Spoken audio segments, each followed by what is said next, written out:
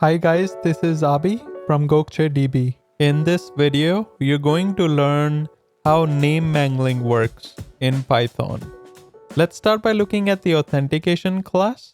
On line 2, I have a special __init method to initialize two instance variables, password and pass_phrase.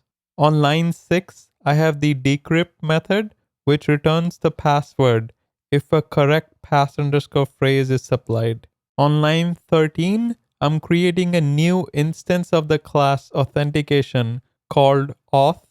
On line 14, I'm calling the decrypt method, passing the passphrase, and printing the returned password. If I execute this program, you'll see the password printed on the console.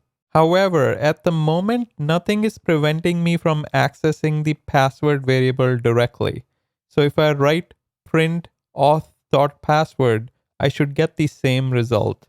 We could try prefixing the internal variables with an underscore, but even then, you can access the password by printing auth._password. However, if we prefix the internal variables with two underscores, then Python will perform name mangling. Let's see it in action. Watch what happens when I try to print auth.__password. I get an attribute error.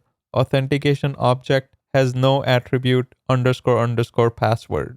When we use double underscores, the attribute gets prefixed by underscore class name. So now if I have to access the __password variable, I have to print auth._authentication__password. Even though name mangling doesn't guarantee privacy, it does send a strong message to other programmers to not touch the internal ___ variables. There you have it. Make sure you like, subscribe, and turn on the notification bell. Until next time.